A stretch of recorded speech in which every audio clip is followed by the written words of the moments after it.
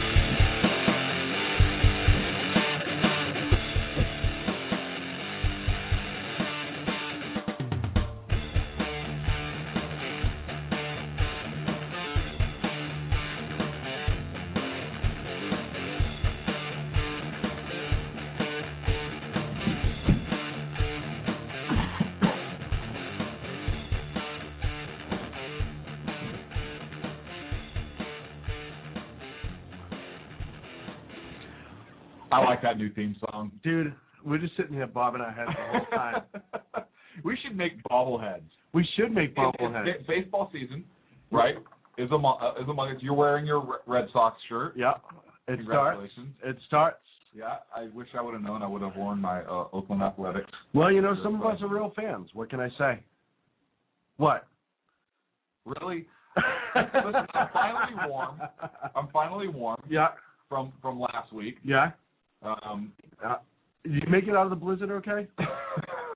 I mean, honestly, I didn't think that was going to keep you pinned in like that, but they canceled your flight, which is a shame. Dude, can I tell you something? Yeah. No you, no Sacco. It was weird last week. You still made it happen. I couldn't, and what's funny is I couldn't get a signal to call.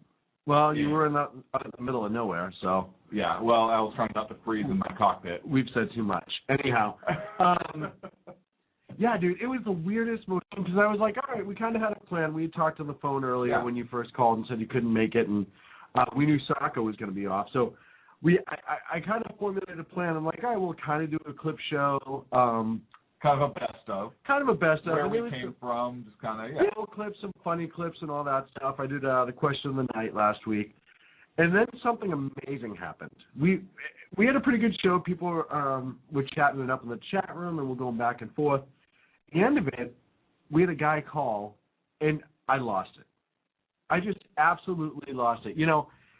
I tried to compose myself, but he was just so insane that I couldn't help myself. And through clip. Oh, you have to listen to last week's show. I don't listen to our show. Seriously, why would I listen to it? And we were having a pretty good debate, and people in the chat room were having a good debate. It was healthy, with disagreement, that's fine. And then this guy came on, he said, I'm a socialist, but I believe in the Second Amendment, but I just don't think it should apply to pistols or handguns. Okay. And I think handguns should be banned, but everything else, I think everyone should be able to have landmines and all that stuff, but I'm a socialist. Okay. So what's the problem? Why would you lose that guy? Because then I said to him, well, the whole reason for protecting any and all under the Second Amendment is because once you say it only affects this portion of firearms, if you will, then they can eventually change that to this portion. That was my whole basis of my argument, which we've discussed a billion times over.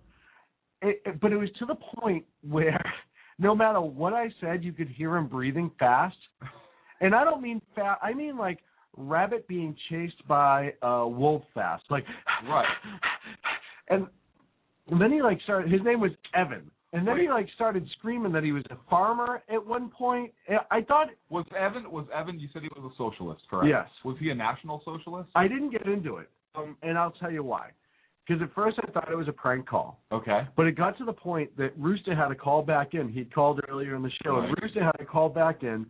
And Rooster was trying to be reasonable. Was it somebody from the Obama administration? Not at all. Are you sure? I am positive. Okay, and it was not a National Socialist, or you don't know? I'm not 100% on the National Socialist. I don't think it was because they seized power in Germany a while ago. I don't think what? I'm not making this stuff up. I don't think it was somebody from the Obama administration. I don't know if he was a National Socialist, but man. Okay. It was a fun call. It was like the last 6 or 7 minutes of the show. So if you get a chance, give it a call. My thanks to Rooster from conservativeoutcry.net for helping me out last week. Now. Oh, and Tammy J called in last week, too. Oh. Yeah. I missed Tammy. She called because you weren't here, she said. I'm just kidding. She didn't say that, but she meant it. Of course she did. So, now, this is something interesting. I've actually had the opportunity to think about this. Now, we have argued on this show, both of us, that there is no weapon that should be banned because people should be able to have the same weapons as the military in order to fight tyranny, blah, blah, blah. Correct? Yeah. What about nuclear material? What about it? I love the look on your face right now. You're like a monkey doing a math problem. This is hilarious. Should people be able to possess nuclear material? If the government has nuclear material to be able to make nuclear weapons, should a private citizen be able to use nuclear materials because it is the same that the government has? Yes. Why? Because if it's the weapons grade that's being used for weapons to defend ourselves against tyranny, Okay. So does the government have a right to regulate like hazardous material, do you think? Do I think? Yes. Should they regulate hazardous material?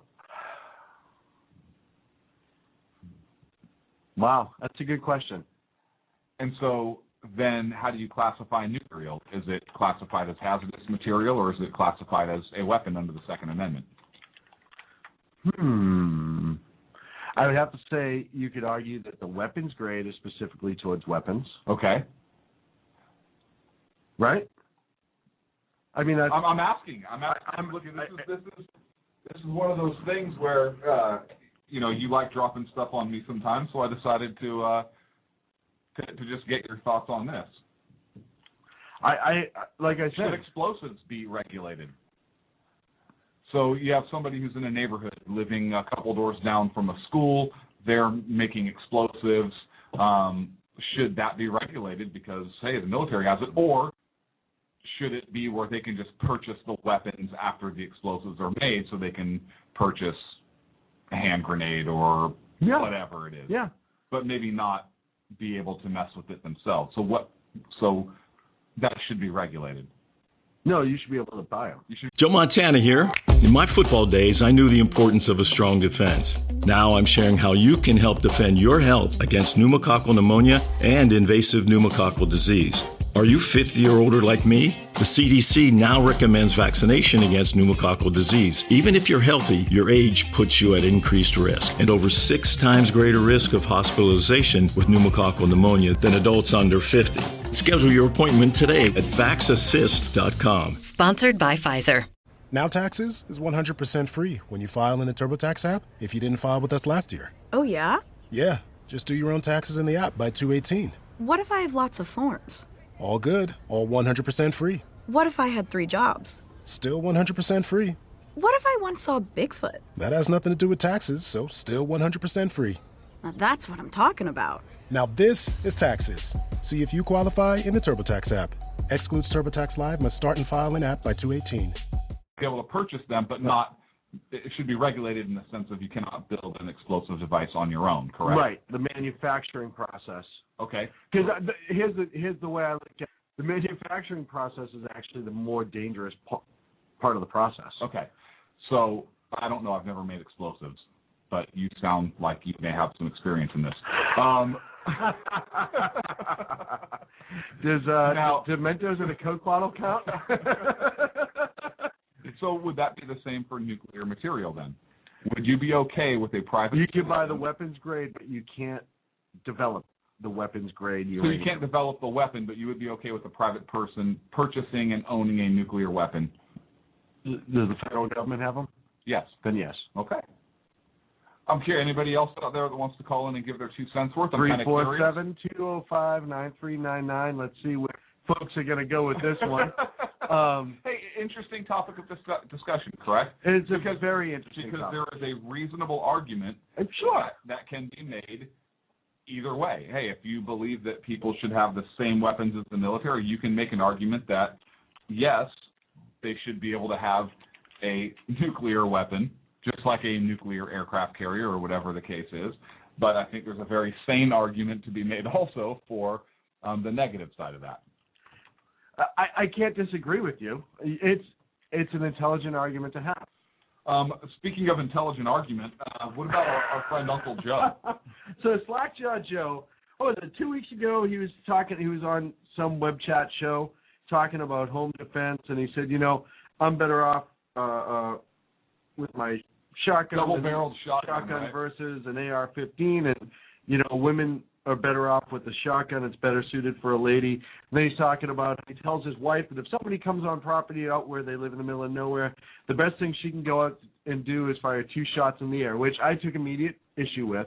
Right. One, you're not supposed to fire a warning shot every single. Why not? Because you don't know where that shot's going to land. Oh, okay. So you're being responsible. Right. So okay. you're not. Any modern training says you're not supposed to fire a warning shot. What about if you fire a warning shot into a berm or a ditch or down the ground? It's ricochets. You're still responsible for that round. So into a berm, into a dirt berm, it's not going to ricochet. You don't know that, though. Is it 100% though? It's what 100%? Is it 100% that it won't ricochet? Absolutely mud? Not. Okay. It's not 100%. So why would you take that risk? So I wouldn't. I'm just asking. No, but that's why they tell you not to do that. Number 2, if you have a double-barrel shotgun, right, and there's a bad guy on your front porch, and you go running out like Uncle Joe would and say, "You on out of here!" Right. And you fire 2 shots in the air. Right.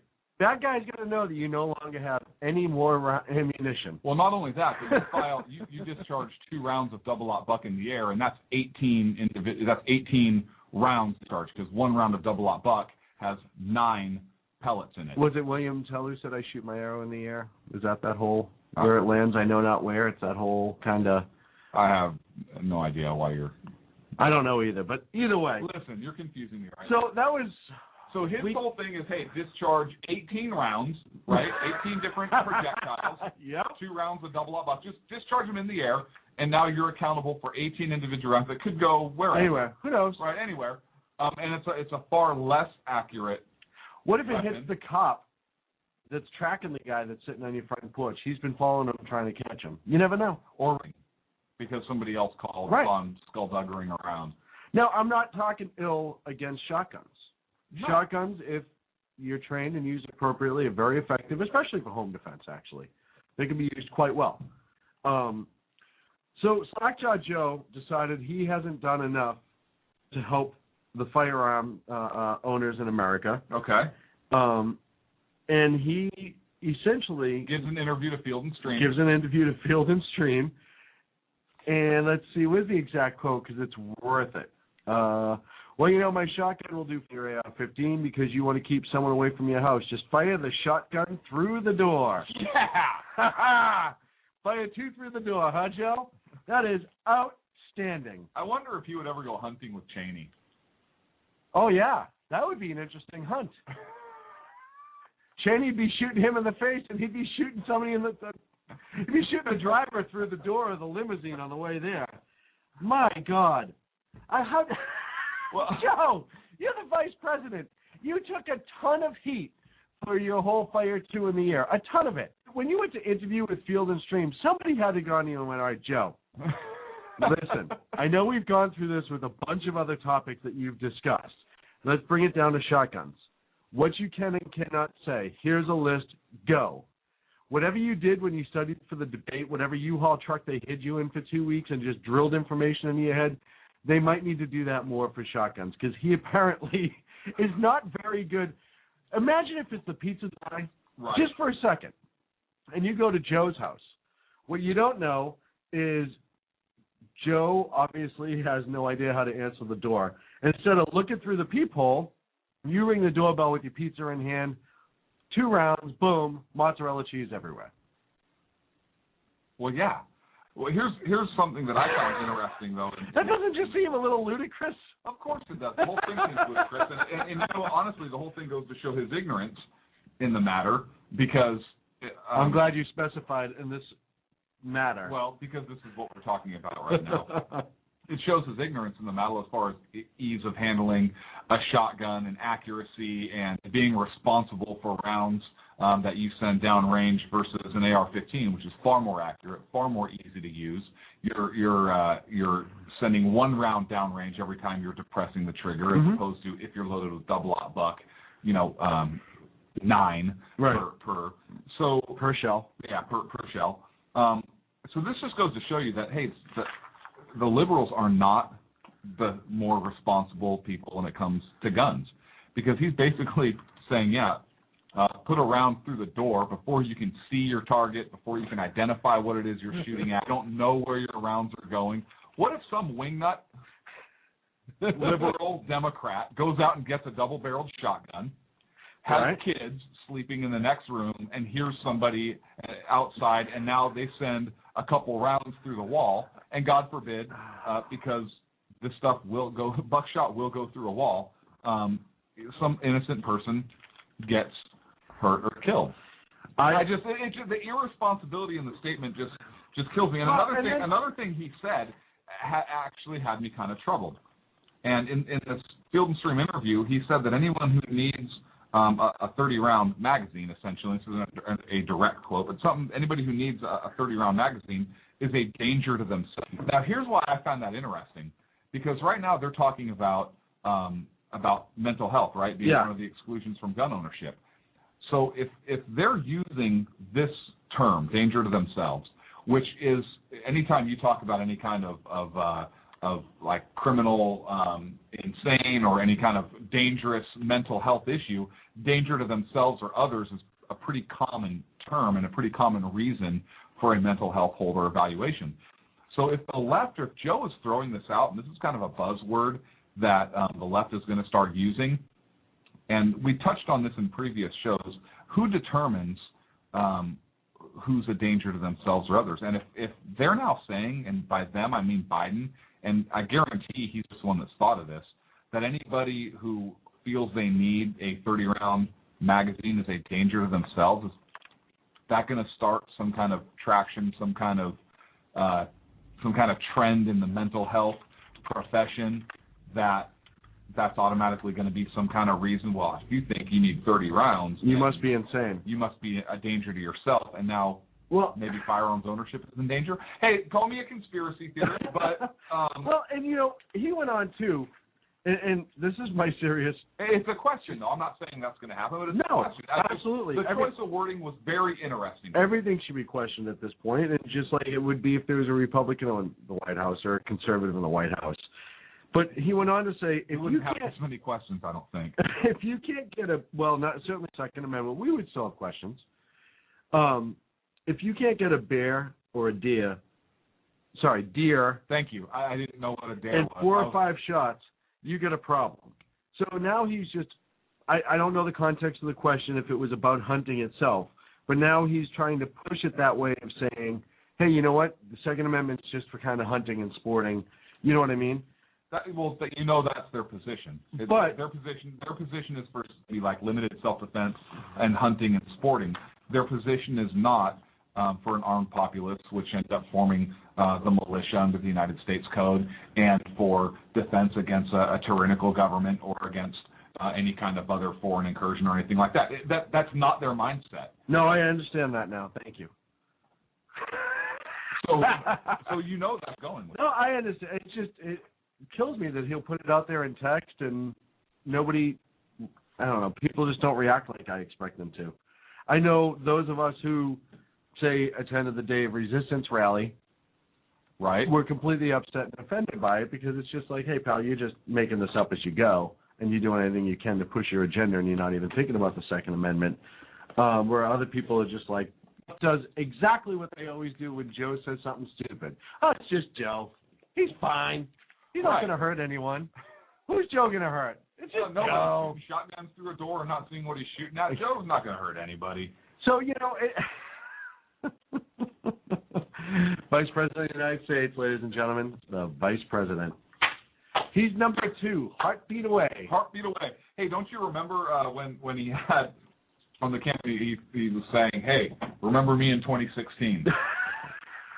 Hey, Joe, you don't got to worry about that. They're trying to repeal the term limits on the president anyway, pal. So. Hey, I Speaking do. of that, is Obama 2016? As a matter of fact, he is, and I was just. Hello, welcome to the show. And I was just honestly wondering if he would change his name to Biden 2016. You know what? I like having Obama 2016 in the room. I do too. At least he has intelligent arguments. No, he does. And look, robust debate is what this country was built on. We absolutely encourage it. And I just like the name, Obama. I remember when he was Obama 2012. And he bumped it up. I guarantee he changed it to Obama 2016 just to piss off all the conservatives. And I think that is absolutely hilarious. Well, he can certainly call in or answer us if he wants. Phone number tonight is 347-205-9399. I like having him, too. I like having somebody from the other side. Like I said, he doesn't get into... You know, he's one of those guys I could sit down and have a beer with and have a discussion with. He doesn't get into the BS part of it. He just has a legitimate argument. He tries to have his points, why he has his reasoning. I can appreciate that even if I don't agree. Mm-hmm. So, with everything. There have been some things we've agreed with him on. Yeah, absolutely. We're going to lose some listenership over that. No. Because that's just the times that he wasn't wrong. Hey, remember that was... So, and yet in other... Coffee is outstanding, by the way. The Dunkin' Donuts? Yeah, how can it be wrong? It can't be. It tastes so good when it hits your lips. It's good. It tastes so good going down. It tastes so good.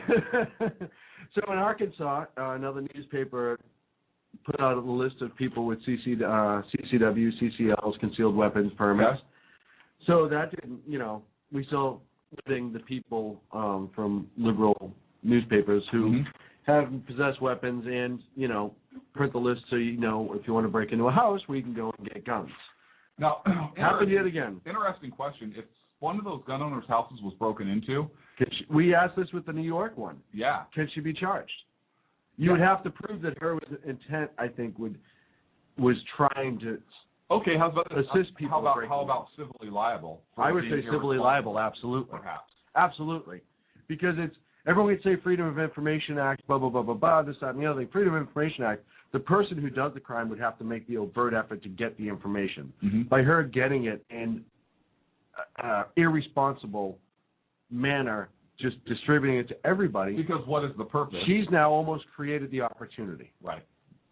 So now, if she wanted to break it down to, age groups, nameless, men versus women, nameless. Okay, that's fine. I don't agree with the fact that you're even putting it in there. But you're making that because you're showing a demographic.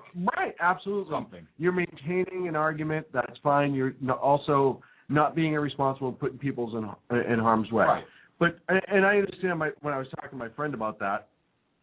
My friend was like, "Well, it's Arkansas. Everyone's probably has a gun." And I said, "Well, that's not the point.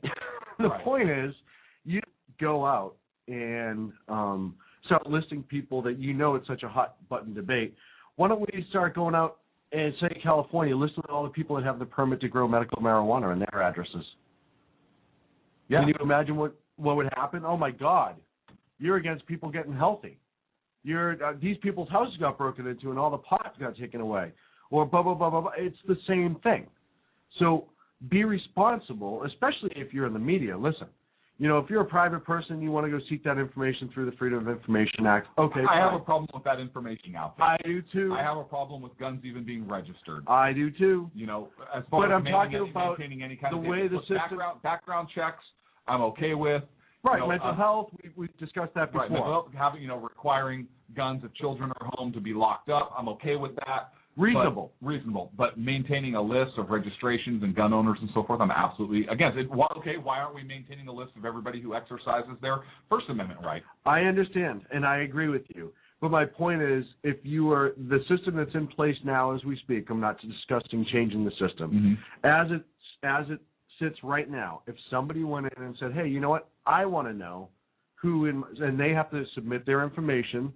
It's almost like the sex offender list, where if you want to go in and get all the specific information, you have to go show your ID. They write it all down, find out who has it, and pushes it back out. Same type of thing. If the average person wants to do that, fine. But when you start posting it, especially if you're a media outlet, it's irresponsible. I agree with you. And it's just, not necessary and it's an agenda pusher. It's ridiculous what people will have to go forth and do to try to push their agenda, and the people that they'll put in harm's way. I know in a couple states there's some legislation being proposed to protect that. Not all of the states, which I hope to see at some point. I know California will never have that, probably, nor will Massachusetts or Illinois, probably. By the way, did you see where Obama wanted Chicago gun laws as a model for the nation? Yeah, that would be outstanding. No, I think that would be a great idea. Crime it's been working so low in well. Chicago, that would be just awesome. Attaboy, Barry. That's all I'm going to say now. Every single time some knuckleheaded statement comes out of his mouth, it's just attaboy, Barry. Attaboy. Hey, are you going to send him a Red Sox jersey? I should. I would. You know he's a White Sox fan. You know what? Let's just send him some of our Sackhead swag. Let's send it out. Yeah, let's send it to him. Okay. I have no problem with that. Okay. We've said it before. We're already on the watch list, I'm sure. I'm sure we are. How's it going, guys? I hope the coffee's hot tonight. Thanks for staying up late with us, Secret Service.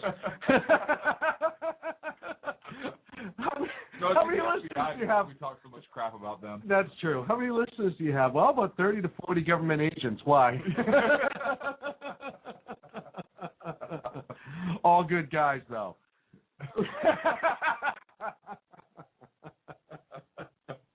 I watched a great movie that I actually forgot how good it was. Absolute Power. That was a really good movie. That was a really good movie. Absolutely. The with great Clint Eastwood and Gene Hackman. Yeah. And those Secret Service listening in on us and government agents, doing some shady things maybe prompted that movie. It was pretty good.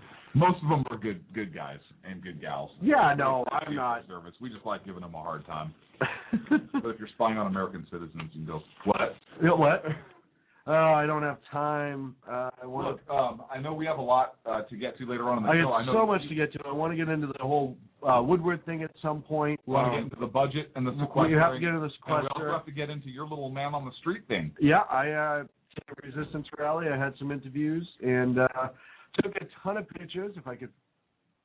Really? Yeah. Pitchers and catchers. It's you took a ton of pictures because it's baseball. I took a whole bunch of pictures with us, and then we had a game of catch in the field before the event. Perfect. Left all the catchers behind. It was magical. Well, I mean, it's still pitchers were reporting early that day. Catchers were still stretching. What? No, we talked to. We'll play after break. Talked to Tiffany Rugner. She's the executive director of Women's Warrior Pack, and she also was one of the organizers for Day of Resistance. The Sacramento event was awesome. They had over 700 people, so that was really impressive. So we'll have an interview with her, a gentleman by the name of Jonathan Zachariou. I told him when I interviewed him that I was going to botch his name, and he laughed. Great story about his parents. He's a first-generation American. And then Mark Williams, I did not interview him, but I got his opening speech. He was the MC for the event. He was part of the Tea Party Express for a long time. So we'll talk about that after the break. But first, the first thing after the break, first. The first thing going to be before the break is give out our phone number. 347-205-9399. Why? And then Right. After the break, Russo's going to call in from conservativeoutcry.net. Seriously, where has that guy been? I know, you missed him. I have missed him so much. I mean, how many times have I told you just in the last even few weeks because he hasn't called it? I was like, where has Rooster been? I know. I've checked his site. I've missed him. Rooster, I'm glad you're calling in tonight. Seriously, the last few weeks I've asked to Sean about how I haven't had a chance to talk to you. You haven't called in. Do you not like us anymore? Do you not love us? You don't send flowers. You don't sing us love songs. No poems. My feelings were kind of starting to get hurt. But no, I love talking to Rooster. He's a very smart guy, although he may not sound it, but trust me, he is. And a good friend of ours. I'm glad he's calling in tonight. So we'll have Rooster after the break, and then we'll get into Bob Woodward and discuss that as well. And then we'll have the interview. So we'll be back in a minute with Sackhead. What's our radio show? ConservativeOutcry.net show? No, Sackhead's radio show.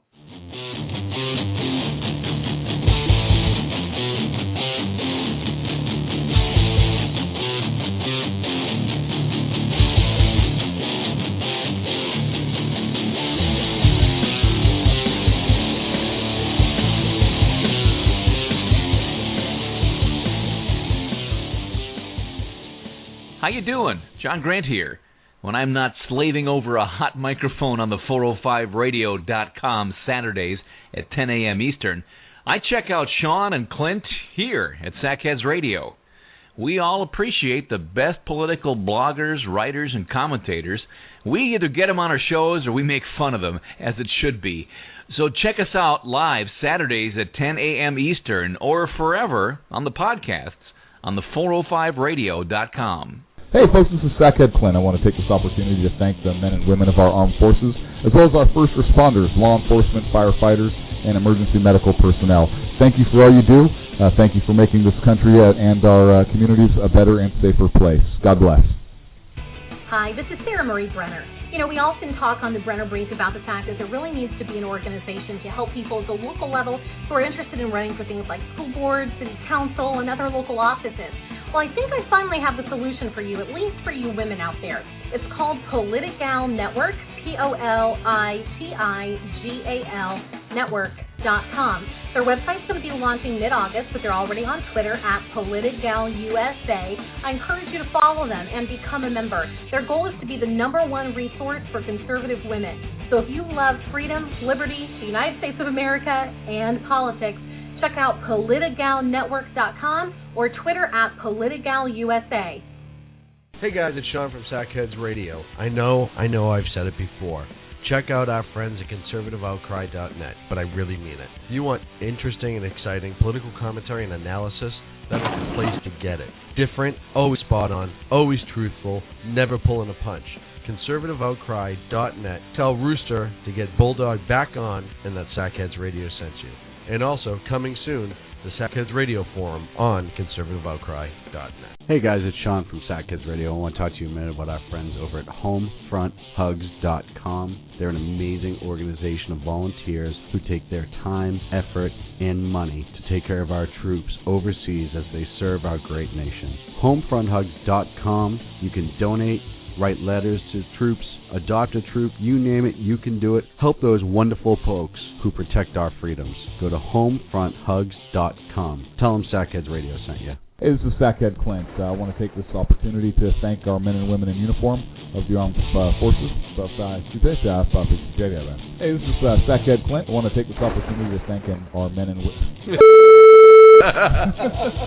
Hey, this is Sackhead Clint. I want to take this opportunity to thank the men and women of our armed forces, as well as our... God.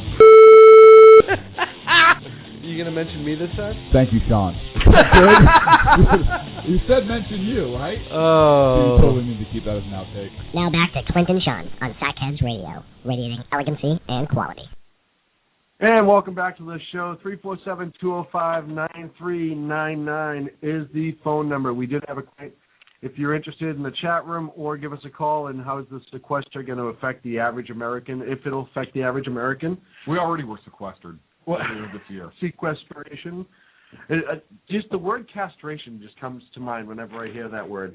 And it makes me think that, the Fed spending was castrated a little bit. So, but not really. No, just not really. We're going to get into that. Joke. So on the phone with us right now is the word for Rooster. It doesn't matter. Rooster's on the phone. Rooster for conservativeoutcry.net. How you doing, brother? How you guys doing? Clint, I missed you too. Here's your intro. Red, white, and blue. That's a joke, son. A flag waver.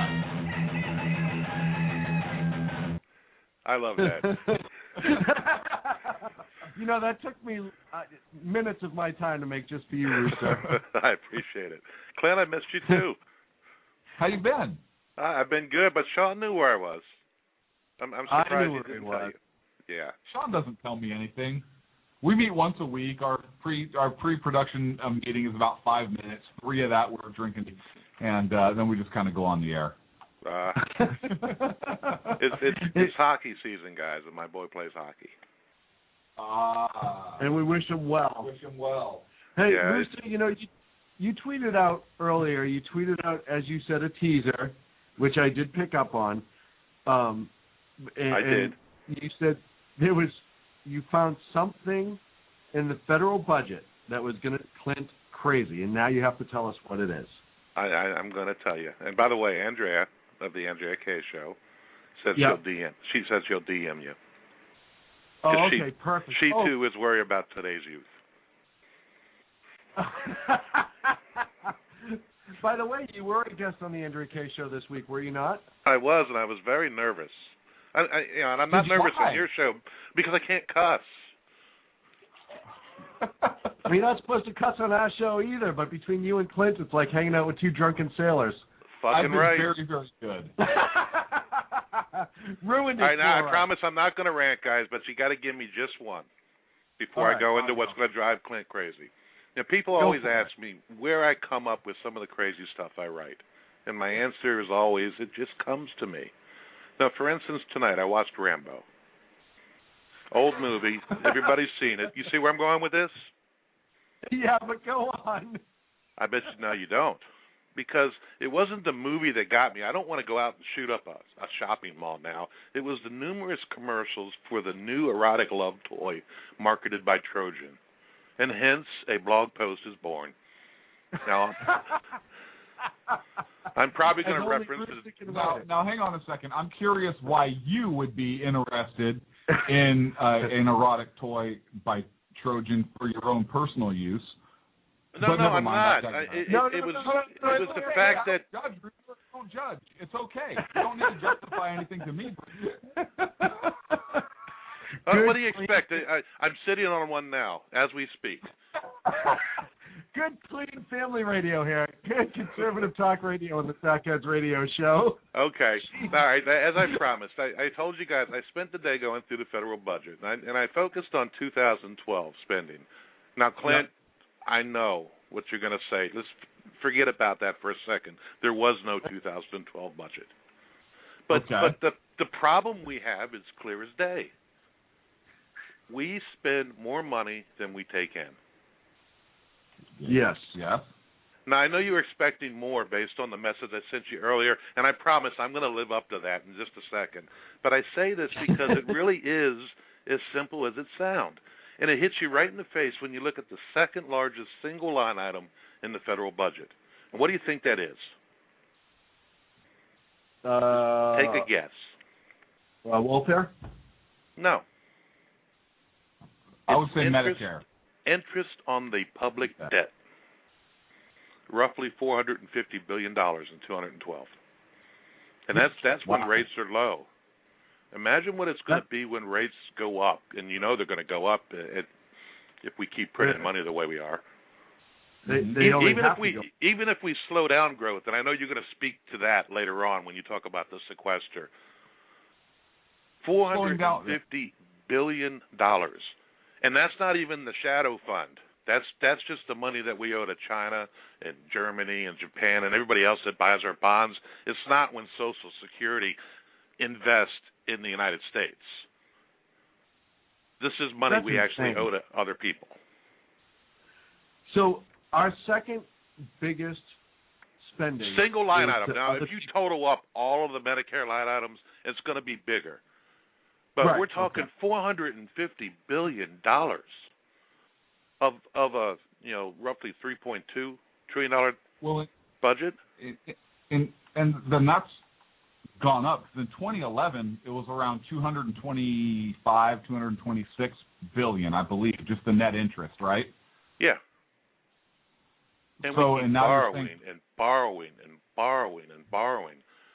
Now with that said, I blame Republicans and Democrats, and if they don't get their heads out of their asses and start thinking about things the way us common folk do, the ones that make under $250,000 a year, and how we run our households, we're doomed. Well, now let me ask you this: how much is federal spending, do you think, like on all the different departments, Department of Agriculture, Commerce, Education, all that stuff? Would you say significant? Yes, it is. Okay, so if we eliminated some of that spending, do you think that could have some kind of impact? Yeah, and I'm taking it you somewhere here. Okay, now under the executive branch, the executive has pretty specific powers outlined in the Constitution. The president does, correct? He's commander-in-chief of the armed forces. He can make treaties with the advice and consent of the Senate. 2/3 have to concur, appoint nominations, fill up vacancies that happen during recess by the Senate, and so forth. Right? Only a few specific things that he's responsible for, correct? Mm-hmm. And you see that in the budget as an unforeseen expense. Here's my question, Rooster. What do you think would happen if a president got in there and said, you know what, I am eliminating all departments under the executive branch that I have no constitutional authority. For example, Department of Agriculture, Department of Commerce, which is really Congress's job, I believe, if you look under the Constitution, to regulate commerce. So maybe commerce gets moved. Department of Education, Health and Human Services, Urban Development.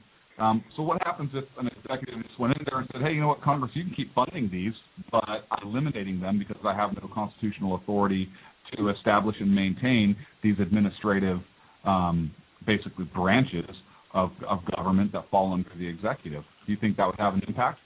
It would have a huge impact, but I'm not as far right as you are on that. I think government does good work.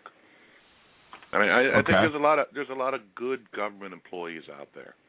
I'm not saying there's not a bunch of. I'm not saying there's not good government employees. What I'm saying is we have moved from a constitutional republic that has specific defined responsibilities under the Constitution, and that has grown during the program in the past 100 years or so into an administrative state, to where now our elected representatives are kind of looked at as the voice of the people, and yet these administrative agencies are almost enforcing their rules, administrative rules, that have the force of law, and I have a major problem with that. And I fully agree with that statement, but let's be frank. 100 years has gone by, and it is what it is. Now, but it doesn't make it right. No, it doesn't make it right. But here's the surprise I promised you. Why can't the president come in and eliminate? President coming in, they're his departments, they fall under his purview.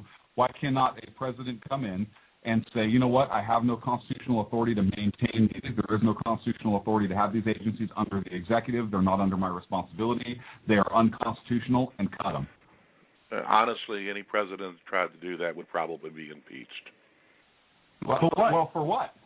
What could they? I don't think he'd be reelected unless the economy really turned around. But what could he be impeached for? What crime has he? He'd have to do it early before the election. He'd have to do it really early in his presidency. I'm not arguing. I mean, everything you're saying is true, Clint. But here's what really jumped out at me in the budget, and I'm just going to say this, and then and I know that this is just going to get Clint going. With the exception of Social Security, and let's just set aside our beliefs about the program itself, because I actually believe in Social Security, but that's for another discussion.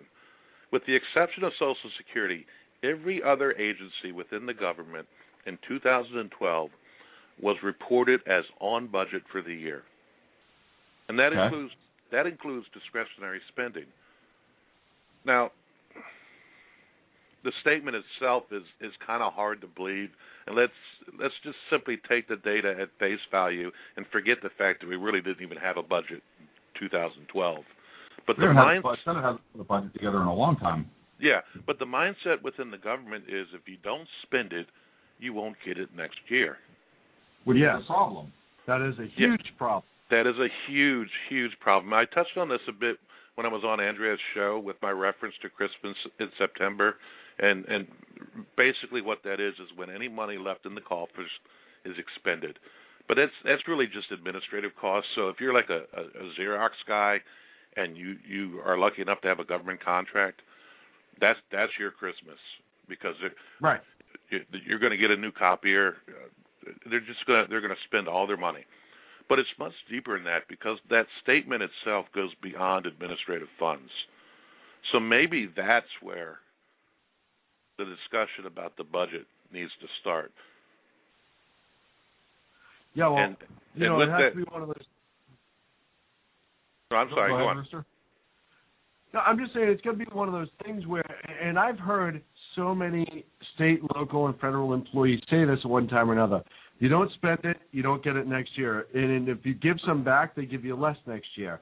I understand why they need to get more. I understand if you're running an operation and there is a percentage increase based on cost of equipment, tools, whatever, depending on what sector they're in. I understand the thought that you have to spend as much as you possibly can because I think the fiscal year ends in July for most government agencies. You got to spend it by July, and that's why you see ridiculous spending trends in April, May, and June. Trips, all that stuff go through the roof in the state, like federal, local government. I think what we're discussing is a result of something that really goes to the root of the problem, in my opinion, and that is we do not have principled leaders in Congress or in the presidency. We don't have, and I'm talking Republican, Democrat, doesn't matter.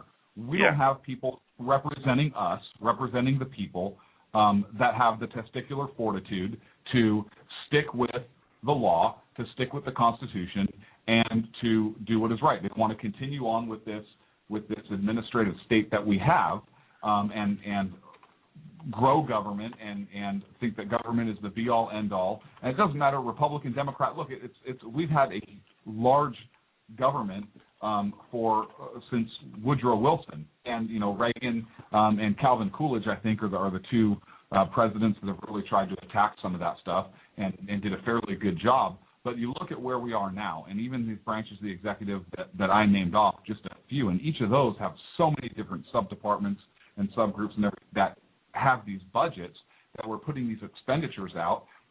Nobody has had the backbone to stand up and say, hey, you know what? That is not your constitutional responsibility. There's nothing that allows us to do that. And why Congress cannot, well, they can, defund those. Hey, Mr. President, with all due respect, we're sorry, but you know what? There is nothing in the Constitution that allows for a federal Department of Education. How many has the federal Department of Education educated? 0. They don't educate anybody. Each state has a Department of Education, and then you have counties and local municipalities and so forth that run their school districts and so forth. The federal Department of Education has not did, I would submit, not one student. They may have contributed some program or done some research on something, but they don't educate anything. How can you have a national entity in charge of education of a student body? I know it was tried in Germany in the 30s, and I'm not drawing like a major parallel or anything, but it's way too far removed. And I believe Russia did it as well. There's no constitutional authority China to China do does that it too. anywhere. As a matter of fact, the Northwest Ordinance, one of our organic documents, which we've talked about several times on the show here, talks about how edge is important. So they talked about Congress being able to gift land to localities and municipalities to be able to establish schools because they viewed it as education as important. Establishment or ability to establish a federal Department of Education. That's just one department here that I'm talking about. One out of the hundreds. So I think that you can have a serious impact on the budget by seriously reducing and closing down and eliminating a lot of these departments. And I'm not saying that federal employees are bad people, because they're not. We have a lot of fine people that are employed by the federal government. But unfortunately, in employing that many people, and whether they're good people or not, it is, in my opinion, having a massive negative impact on us budgetarily and so forth. I think another problem is we have nothing backing our currency. It's a theory. We have no gold, we have no silver, we have nothing that backs our currency. So if people lost faith in that, and by people I mean American people, then guess what happens to our currency? It goes away. It becomes worthless. We keep printing it and monetizing it. Go ahead.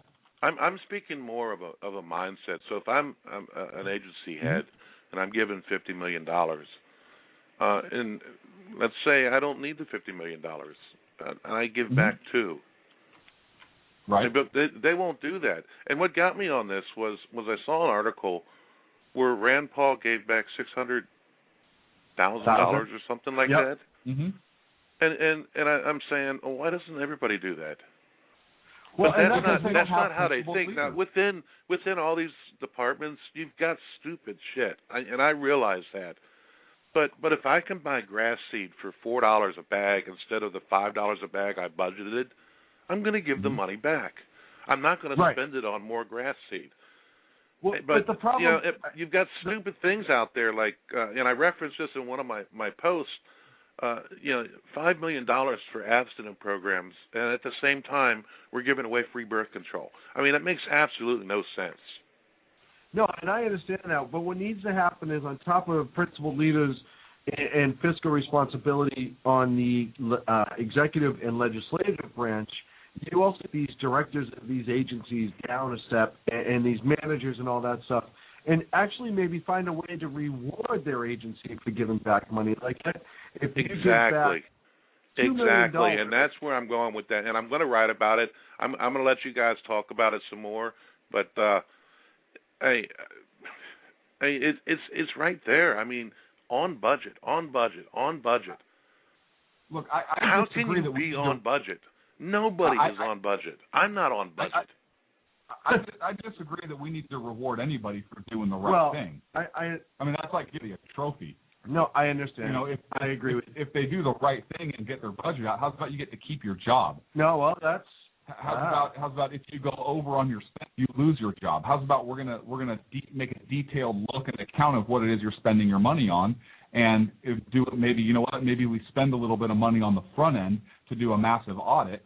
And guess what? If you're found that you're just spending money for the sake of spending money at the end of the fiscal year, you lose your job. Well, and that's the private sector. Yeah, and all my stuff, by the way, came from the federal government. I didn't get it from some crazy internet site. So like you guys have fun with it.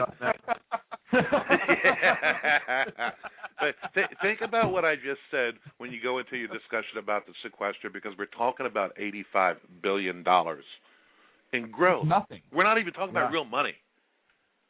No, I agree with it's crazy. And, you know, I'm going to recant what I said and agree with Clint on this matter is that, you know what, they should be punished. Because the more I think about it, you go to private sector, and if somebody goes over their spending budget for a certain a quarter, a period, whatever, they get thrown out or they get reprimanded. And so there's no one to punish. Everybody's on budget.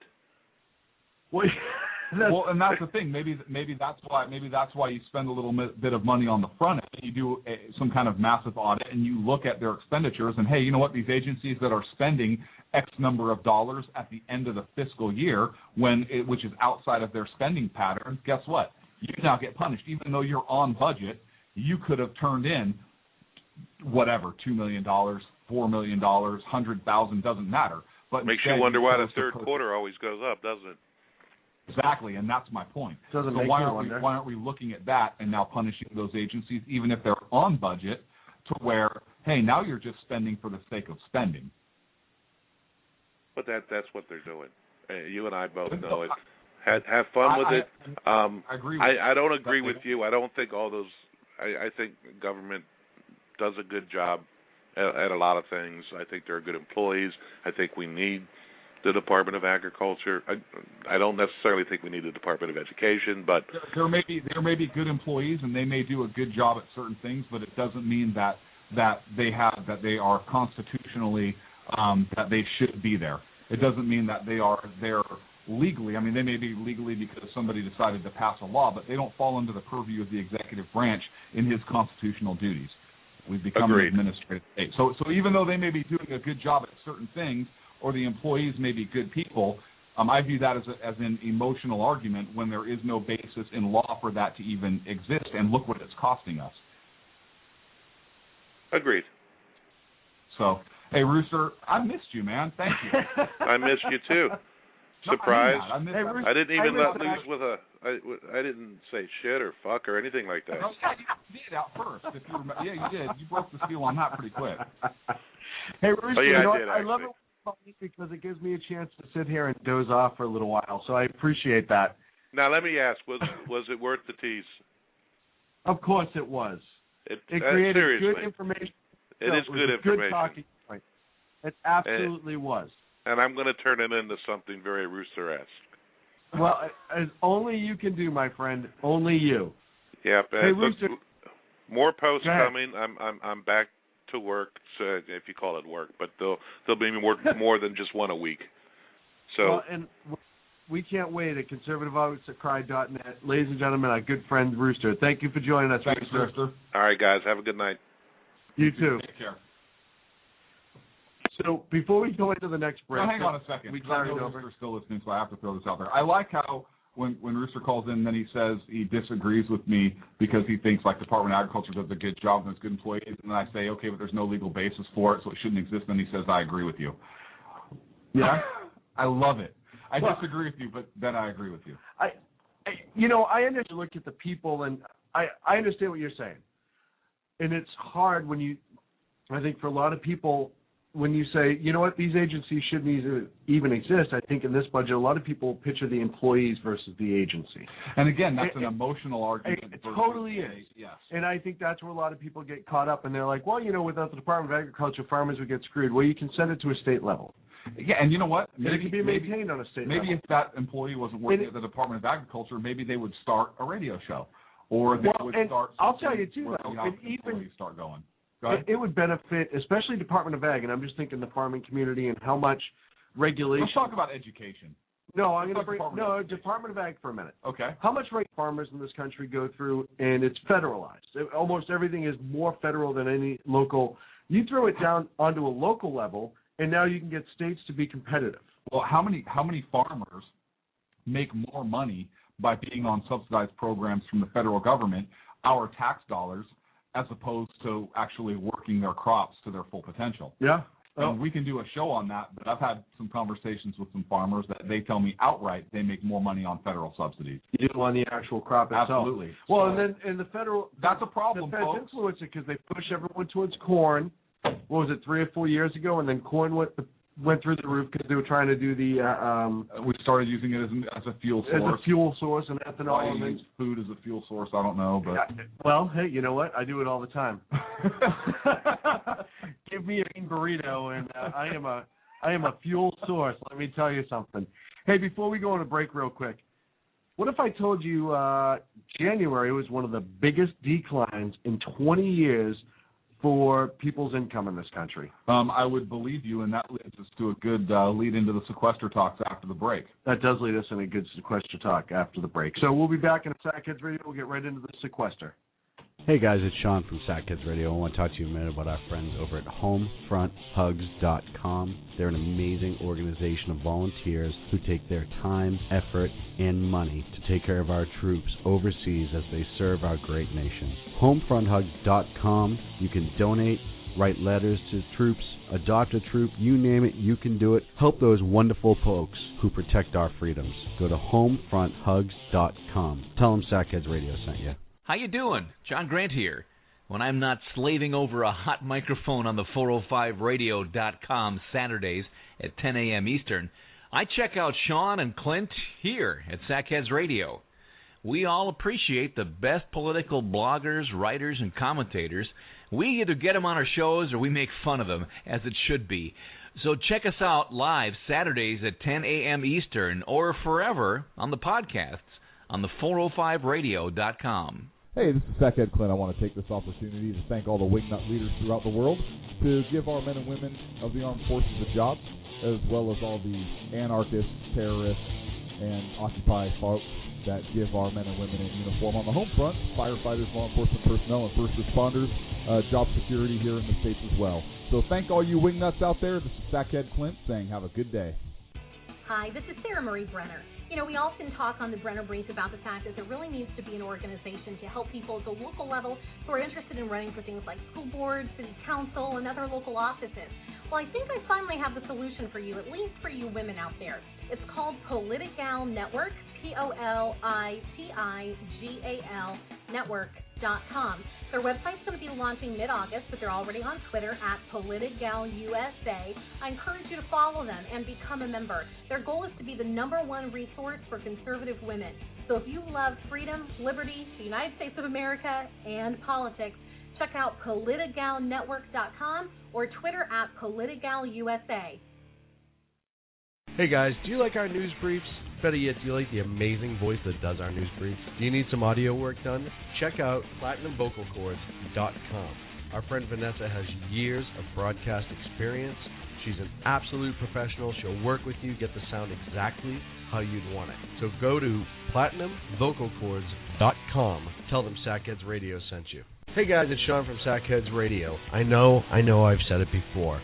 check out our friends at conservativeoutcry.net, but I really mean it. If you want interesting and exciting political commentary and analysis, that is the place to get it. Different, always spot on, always truthful, never pulling a punch. ConservativeOutcry.net. Tell Rooster to get Bulldog back on and that Sackheads Radio sent you.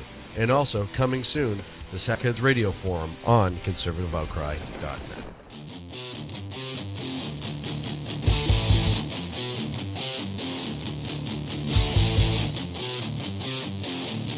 This is Sal from New York. Please listen to Sackheads Radio. Now back to Clint and Sean on Sackheads Radio, radiating elegancy and quality.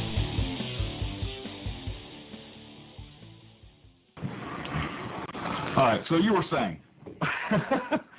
So before we went to the break, I was talking about how January was one of the biggest declines in American income at home, and went down 3.6%.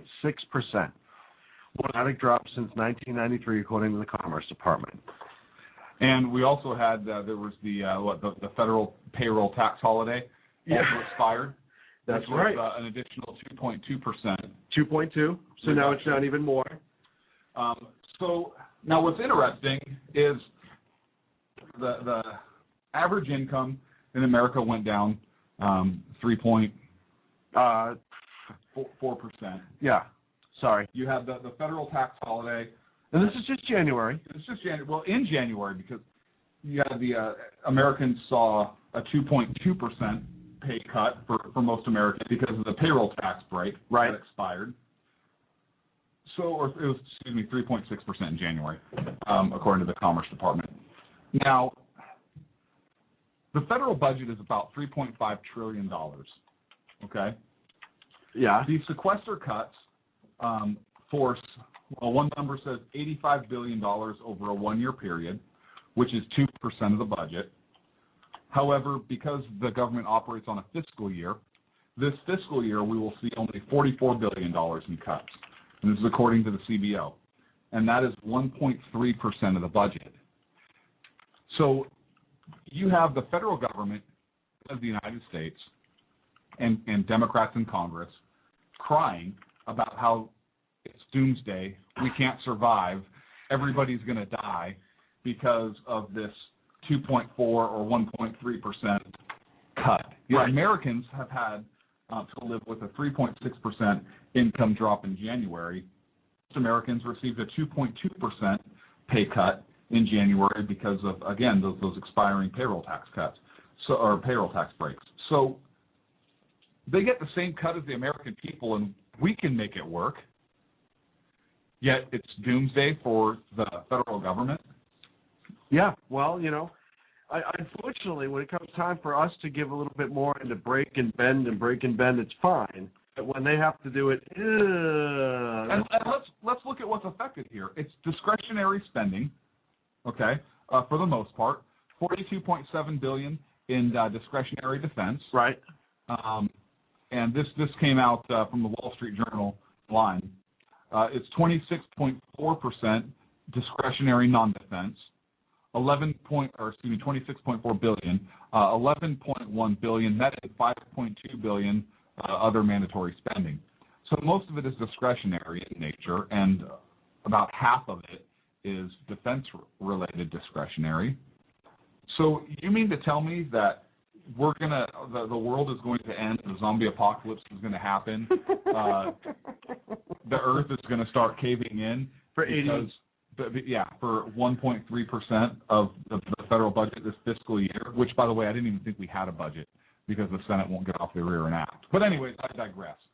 Well, you have Maxine Waters coming out saying that we were going to lose 70 million jobs.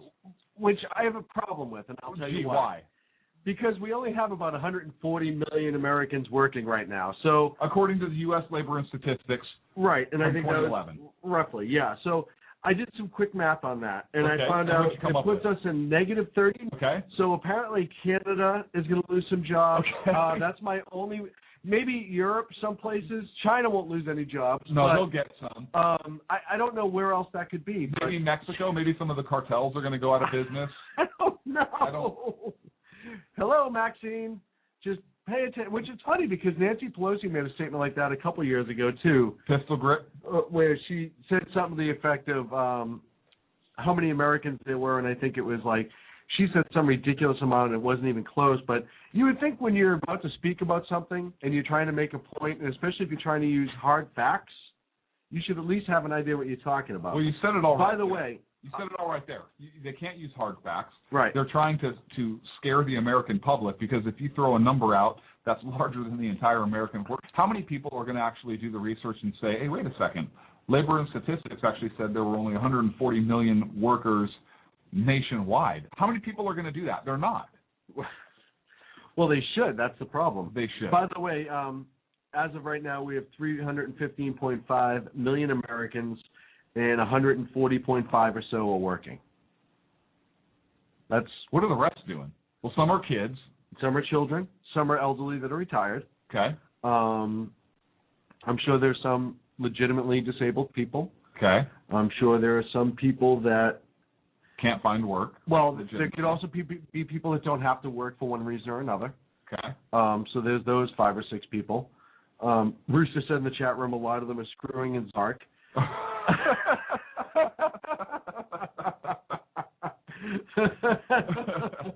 And as we talked about a couple weeks ago, that's just rich white people that have a college education. Right. So, They like to wear grunge clothes. they like to wear grunge clothes and blend in. But you look at this, and it's 2% of our budget. I understand when you're talking billions of dollars, 2% seems like a large number, but it's still 2%. And when it's discretionary, and I don't know where I put. Here I do. I found it. When you're talking discretionary spending for non-defense, 26.4. Now, defense is different. In my opinion, I hate when we cut. I always feel like it's going to come back to bite us on the ass on some level, but that's just me. Well, look, that's because these sequester cuts were designed by the Obama administration to, and I know that's going to send some people into faints, but Bob Woodward did a great article on it. He talked to several people who proposed it, wrote an outstanding article, was in his book, and we'll get to that if we have time tonight. But the Obama administration put this out with the whole and sold it to Harry Reid for his support with the whole understanding of, well, this will never happen. Right. These are too drastic because it's hitting defense and everything else. This will never happen. This is just kind of a sledgehammer to hold over Congress's head to kind of, get everybody with the program and come up with a balanced approach. Basically, they thought they could get another tax hike out of the American people with it, and that happened. The Republicans, surprisingly, held firm in that and saying, hey, we gave you a tax hike, last time we dealt. So, well, and it's one of those things too, and I'll play the most recent clip from February 19, 2013, where he's against these cuts. But back in November 1st, 2011, he said that anything that came across with the auto cuts would veto it, and it wouldn't. We can't have. We need this, blah, blah, blah, blah, blah. Because Congress was trying to make some laws to get rid of those auto cuts, and he said any attempt at he'd veto immediately. Auto cuts, he'd veto immediately. No questions asked, blah, blah, blah, blah, blah, we have to cut. And then flash forward to February 19th, 2013, and the president says this. Emergency responders, like the ones who are here today, their ability to help communities respond to and recover from disasters will be degraded.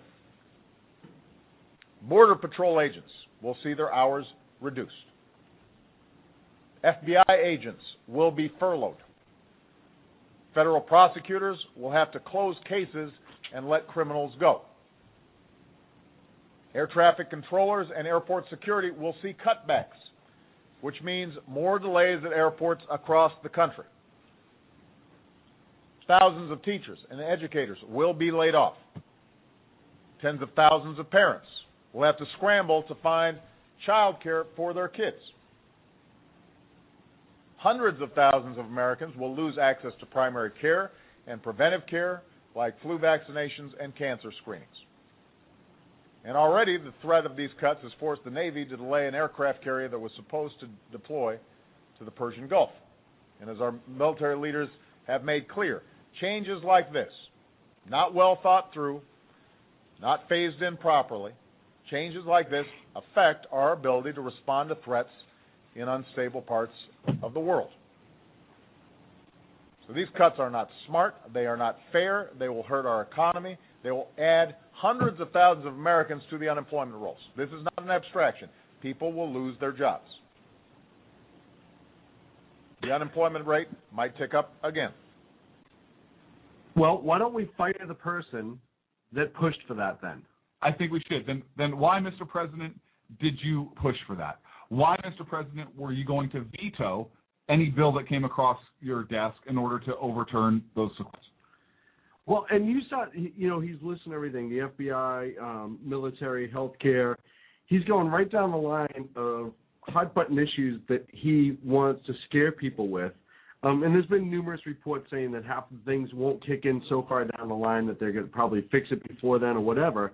But, he talks about the FBI. Well, now we're going to start going after terrorism. Well, now we're in a more unsafe country. And that's the reason he put those forward. Again, he held that over like a sledgehammer. Border Patrol, same thing. Yeah. Oh, now the borders are open again. Everyone wants these borders closed, but now we can't do it because people are going to be, we're going to have to pull the Border Patrols off the agent. He's talking about federal prosecutors. Criminals are going to walk free. They're not going to let criminals walk free. They already did. How many illegal immigrants did they already let go? And how many of those criminal aliens? Criminals, and how many of those had other criminal cases pending? So they've already done that. But the ones that they were going to prosecute anyhow because they're so heinous and that federal prosecutor wants to make a name for himself or whatever the reason being, or Eric Holder didn't say that, no, it's Pittsburgh and they weren't really trying to do any sort of voter intimidation. I'm talking about the other ones, the ones that actually they're going to go after. He's saying, now these things aren't going to get prosecuted. Yeah, I have a feeling that they are. Here's the thing. They just may have to be smarter. Look, the Obama administration put these out and put these cuts specifically, again, like I said, as this hammer to hold over the American people's head because he thought he could bully Congress into acting. And now that these have gone through, he's rewriting the history books here, and he is trying, the media is not covering it, and he's trying to say that it's the Republicans that did this. Yeah. Look, they put a plan, as I understand it, they caved to him, and they or if you want to say they worked with him. They came up with a deal when they allowed certain taxes and so forth to be hiked in certain areas. This last deal they went around with the budget, and now they're not because the Republicans actually got in hot water over that with their base and with a lot of conservatives. Right. The Republican Party is hurting, and so now they're holding firm. And Obama's big sledgehammer, his big bully, didn't get the result he wanted. And that's what it's coming down to. And so, look, he's cutting some major things that nobody likes and has a problem with, which is why he cannot take responsibility for it. And now even his military is saying, according to his own words that you just played, that these are ill-thought-out, ill-conceived, stupid cuts. And that he came up with. Or that House came up with. And he and Harry Reid the White House. I mean, it's mind-boggling to me how you can 2 years ago say one thing and then 2 years later say something totally different, do 100% flip-flop, and nobody is upset over it. Well, nobody's playing it. That's exactly. The thing. The media is not covering it. Other than Fox News and Sackheads Radio, all right. Nobody in the media is covering it. And Breitbart.com, and there's a couple other ones out there. You know what kills me, though, is you're right, there's some conservative groups who are, but the mainstream media is not covering it.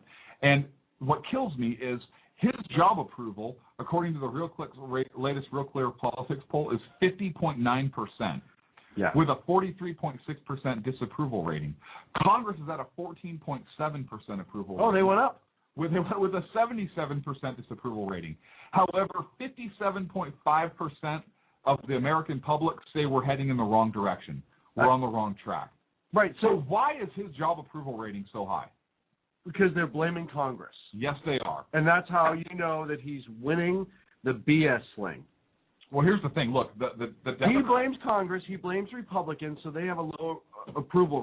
They have a low approval rating. And Congress traditionally does anyway. Right, because nobody likes Congress. Right. But so you throw that away, and now you have his. How's he doing as a job? Well, he's not. We're not going in the right direction as a company. country. Okay, but how's the president doing? Oh, he's outstanding. Well, isn't he supposed to be the leader? Yeah. Well, he said it himself, right? He's not a dictator. He can't force Congress to do anything. And guess what, Mr. President? I'm glad to hear you admit that you are not a dictator, because I was kind of concerned there for a little while, and the fact that you like to have these big hammers over Congress's head and then get all. Well, you know what though? That's like me saying I'm not fat. If you look at like me, a Lego guy. you might, like your head is perfectly round, and you have this little. If you look at me, you might not agree with that statement. However, I'm just going to sit here and say it over and over again. I'm not fat. I'm not fat. I'm not fat. I'm not a dictator. You act like one.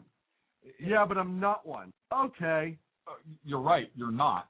But you think you are. You think you are. You would like to act unilaterally. And we touched on it earlier when we talked about this administrative state that we live in now, where Congress really,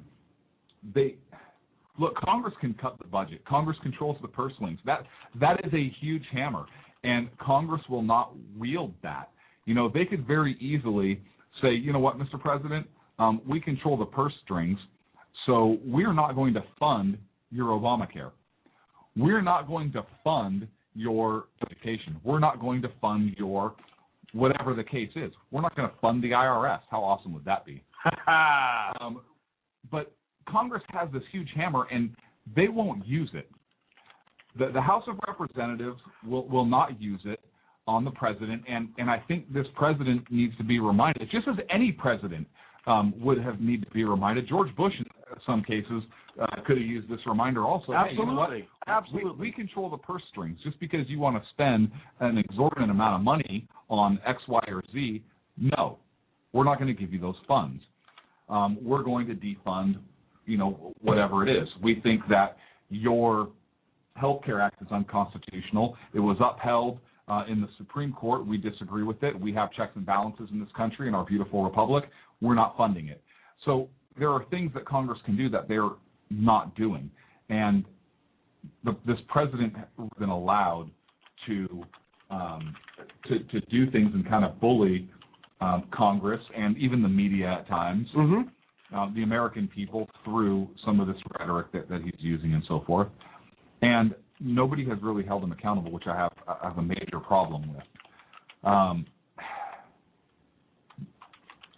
Do you think that the people are ever going to hold him accountable? And I'm starting to become concerned, and I used to not. And I don't think it's just him. I think it's the left in general. I think the left, which, was way back when, was kind of like the hippie and everything great. Like, that's kind of the progressive movement that it's turned into. Everyone needs to get along. Everyone needs their fair share. Everybody needs, that you're entitled. You should have this. But I think so many people embracing that I don't think anybody from that side will ever get called out. And that's the thing. They have really done a very good job. Yes. At slowly transforming this country. They've made it okay to sit on your couch and get things for free. They've made that okay. They've made it okay to not be personally responsible. They've made it okay to be low information. You don't have to know we know what's best for you. We don't have to know. But they've done that so that they can retain power. Absolutely. Because if you keep the people fat, dumb, and happy, no offense, Sean, then, well, you're not happy. Then and they only ask him to move out of mom's basement once every 4 years or once every 2 years to vote. But if you keep the people that way and uneducated, and you give them cake, then you're going to stay in power. You're going to stay in power, and things are going to become acceptable. And look, I thought when we called in, we had this conversation about this administrative state. Look, we've gone from a true representative republic where Congress and the legislative branch is in charge of making the laws, and we have the administrative state that now has these regulations that are made by bureaucrats. They're not made by elected officials that are accountable to you and me and the American people. We have these regulations that have the same force of law, to where now you have the legislative branch, our elected officials, that are almost like the voice of the people. Right. but you have this weird administrative entity that is in charge more of the legislative authority. They make the rules and they enforce the rules, like the EPA, Department of Ag, and Department. That's how they get around. And that's how they get around legitimate constitutional laws. But that's the problem with the progressive movement that we talked about, and that's why we're in this mess we're at now, and that's why we have a president that has the audacity to act the way this one acts and to try and enforce and bully the way this one does. Look, why is the president having anything to do with the budget? Look, I know he's the chief executive, but he has a very specific job, and the budget is not one of them. No. So while he has to sign off on it, that's great.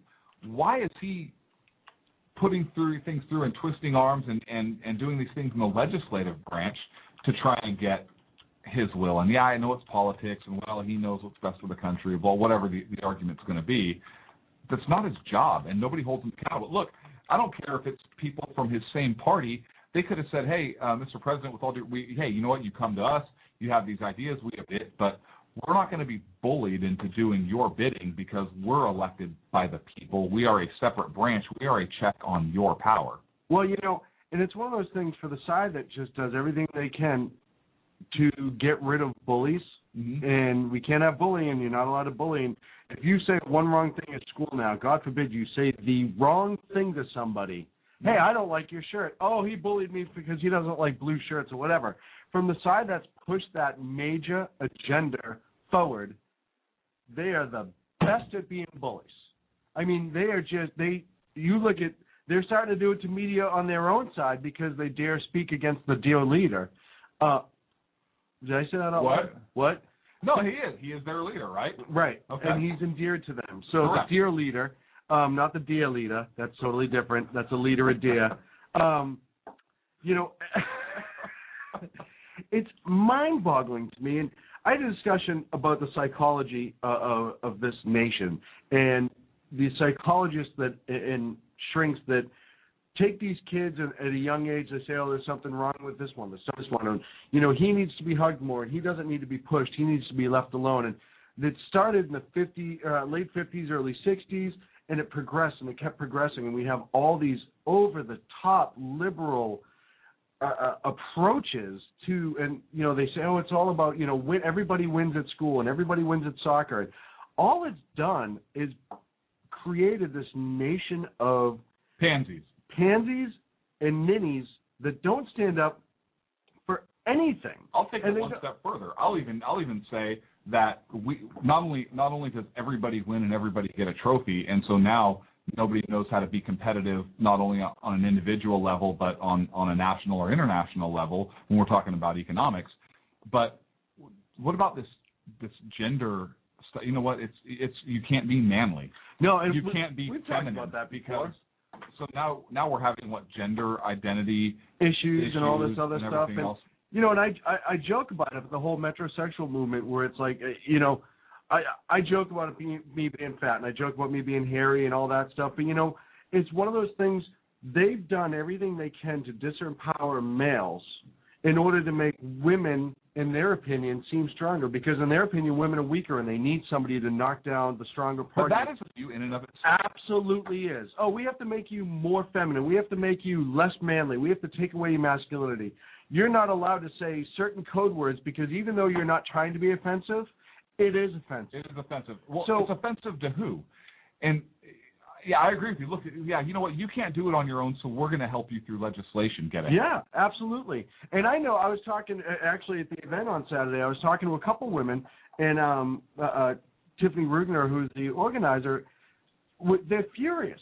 Women are, and I can't even imagine when the government pretty much says you're too dumb to do it on your own. So what we're going to do is everyone on the left of the progressive movement, we're going to start knocking men down as much as we can. And that way you're not really going up, but it's going to seem like you're going up. Hey, you know what? I have two sisters. I have cousins, all very strong, capable women. You're not going to tell them they can't do anything. They bust their ass. They work hard. They're intelligent. You can't get anything by them. And you know what? they did it for themselves. Yes, my parents, my grandparents, they put in really good foundation on being self-reliant, not taking no for an answer, working as hard as you can to get what you want. And it stuck. And I'll tell you, you put up my two sisters and my mother even against some of the men on most issues, and they're going to stand toe-to-toe because they don't think that it's the man's fault.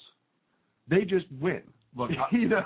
I have a much more simplistic view, and whether you're a Darwin fan or whether you're a Christian or another, if you believe in God, here's the fact: men and women are created differently. They have different strengths, they have different weaknesses, and I would even argue that women are built for the harder job of ensuring the survival of the species. And men certainly can't do it. Yeah, who's the children? Who can? Men can't breastfeed the baby. Okay, who ensures the survival of the species? It's the women, and there's a reason why women were not allowed to fight in wars way back when and everything else. And if I say that now, I'm a raging sexist bigot. And look, we're created differently for a purpose. Whether we evolve differently, if that's what you believe, or whether God created us differently, if that's what you believe, we are created or we evolved differently. There's a reason for that. We have different functions. We are not the same. I want to get back to something before our next break, where we talked about the budget and these sequesters, and we kind of veered off here. What, us? I know, weird, right? We talked about the Department of Agriculture, and there is a laundry list of agencies within the Department of Agriculture. And first of all, we could defund the whole thing and I'd be okay with it. But, okay, what do you think we need Agriculture Marketing Service for? That's a federal agency under the Department of Agriculture. Agricultural Marketing Service. How about this one? Animal and Plant Health Inspection Service. Really? Economic Research Service. Center for Nutrition Policy and Promotion. Yeah, it's Department of Agriculture. Mm-hmm. Food and Nutrition Service. Foreign Agricultural Service. Yes, because now we're going to inspect foreign lands. Right. Grain inspection. Marketing and regulatory programs. See, there's that whole code word again. Regulatory. Congress is not making the laws. It's a bureaucrat. Right. Interesting. Risk management. Federal Crop Insurance Corporation. What? Wait, it's a corporation? Wait, yeah. How can it be a corporation if it's federal government? Rural Housing Service. Rural Utilities Service. Mm-hmm. Don't you realize without that we'd have no crops? Oh, yeah. No, completely. No, there'd be zero. You know why? Growth. Because we never had crops before. No. Nobody ever. Oh, wait. Nobody even thought of growing anything until the Department of Ag was made. And now what they've done is, what? They didn't. That nobody even. Have you ever seen the movie Idiocracy? It's like that, where they were trying to pour Gatorade on seeds and stuff. They just, until somebody went, no, you need water. Nothing happened. Nothing ever happened. People were too stupid until government showed up. Yeah, no, look, you need to put the seed in the ground. I done left him over the bag and then water it. And then the guy came and he said to do the thing, and I put Gatorade on it. Okay. Look, you realize farmers are some of the most resourceful, intelligent individuals on the planet? That's not true. Otherwise, we wouldn't have a federal agency to show them how to do it. Have you ever met an actual farmer, somebody who does it for a living? Yes. Very intelligent, very resourceful. They think of ways. And they are that way only because the Department of Agriculture has given them the resources. They're that way because they have to be, because if they aren't, the Department of Ag will destroy them. And you look at all, just so many rules and regulations, and they're starting to expand it even more. Now they're starting to say, and I think this is a California law, so it's going to be federal eventually, that children under the age of 16 cannot do certain dangerous jobs on a farm. Like milk a cow. Before it was a family job. Farmers, a lot of times you grow up on the farm, you work on the farm. Because California is saying that even though it's a member of the family, the farm is a business, therefore it falls under child labor law. Right. And that's absolutely ludicrous. Because now that farmer has to go out and actually hire somebody to do the job that his child would do to bring income into the home. So here's a little weird thought. This kid at a young age is actually creating the income for the home and learning how to work and be responsible and all that. But now he's going to have to outsource it. What do you think that's going to do to the cost of crops? It's going to go up. Well, yeah, but how about this? How about as a parent, if I want my child to learn the trade, to learn how to feed the chicken, to learn how to milk the cow, to do chores around the house, which really is what it comes down to, because that's how I'm raising my child. Not to mention, working around a farm, what a tremendous experience. I wish I did. I wish I had also. I would love to own a farm right now. And now to say, you know what? Because all that sweet federal money. You can't have your children do those chores. You can't teach your children your trade to be a farmer. Your trade. You can't do what generations upon generations have done to grow children. Right. You look at the Midwest and you wonder why they're so close as a family. You wonder why they have such great family values, and there's a reason for that, because they spend their whole day together. We're up against a break. Here's where I was going with this. Let me take it one step further. You pay your children allowance for doing chores around the house. Yes. That's income. Yes. So now they are child labor. So they're subject to child labor. Where does it end? I mean, honestly, I know these politicians don't think this through. But now you're going to have people. I'm going to have people on the left that are listening saying, "Oh, that'll never happen." It already happened in California. Guess what? If those laws are read and interpreted in such a manner, and somebody decides to take a parent to court, which in California, the parents have been taken to court for less, you're screwed. Guess what? Don't pay your kid an allowance. Oh, but now that's slave labor. Sackheads Radio. We'll be back in a minute. Hey guys, it's Sean from Sackheads Radio. I want to talk to you a minute about our friends over at HomefrontHugs.com. They're an amazing organization of volunteers who take their time, effort, and money to take care of our troops overseas as they serve our great nation. HomefrontHugs.com. You can donate, write letters to troops, adopt a troop, you name it, you can do it. Help those wonderful folks who protect our freedoms. Go to HomefrontHugs.com. Tell them Sackheads Radio sent you. How you doing? John Grant here. When I'm not slaving over a hot microphone on the 405radio.com Saturdays at 10 a.m. Eastern, I check out Sean and Clint here at Sackheads Radio. We all appreciate the best political bloggers, writers, and commentators. We either get them on our shows or we make fun of them, as it should be. So check us out live Saturdays at 10 a.m. Eastern or forever on the podcasts on the 405radio.com. Hey, this is Sackhead Clint. I want to take this opportunity to thank all the wingnut leaders throughout the world to give our men and women of the armed forces a job, as well as all the anarchists, terrorists, and Occupy folks that give our men and women in uniform on the home front, firefighters, law enforcement personnel, and first responders, job security here in the States as well. So thank all you wingnuts out there. This is Sackhead Clint saying have a good day. Hi, this is Sarah Marie Brenner. You know, we often talk on the Brenner Brief about the fact that there really needs to be an organization to help people at the local level who are interested in running for things like school board, city council, and other local offices. Well, I think I finally have the solution for you, at least for you women out there. It's called Politigal Network, Politigal Network.com. Their website's going to be launching mid-August, but they're already on Twitter at PolitigalUSA. I encourage you to follow them and become a member. Their goal is to be the #1 resource for conservative women. So if you love freedom, liberty, the United States of America, and politics, check out PolitigalNetwork.com or Twitter at PolitigalUSA. Hey guys, do you like our news briefs? Better yet, do you like the amazing voice that does our news briefs? Do you need some audio work done? Check out PlatinumVocalCords.com. Our friend Vanessa has years of broadcast experience.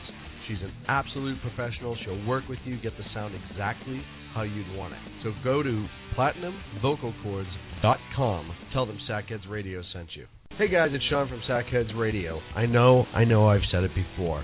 Check out our friends at conservativeoutcry.net, but I really mean it. If you want interesting and exciting political commentary and analysis, that is the place to get it. Different, always spot on, always truthful, never pulling a punch. conservativeoutcry.net. Tell Rooster to get Bulldog back on and that Sackheads Radio sent you. And also, coming soon, the Sackheads Radio Forum on conservativeoutcry.net.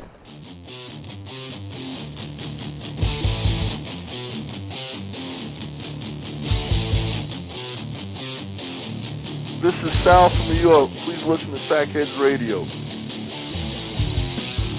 Now back to Clint and Sean on Shotgun Radio, living in elegancy and quality.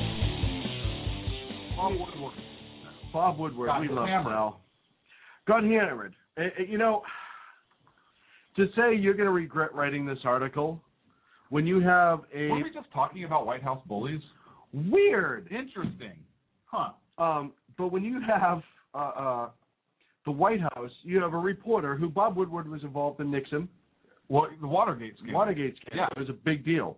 So when him, and he's been in the White House as a reporter for years now, very senior man, and he turns around and he pens an article about the sequester, essentially saying that the White House is who called for it, and then he gets a email from a White House staffer, high up, says, essentially, you're going to regret making this article or writing this article.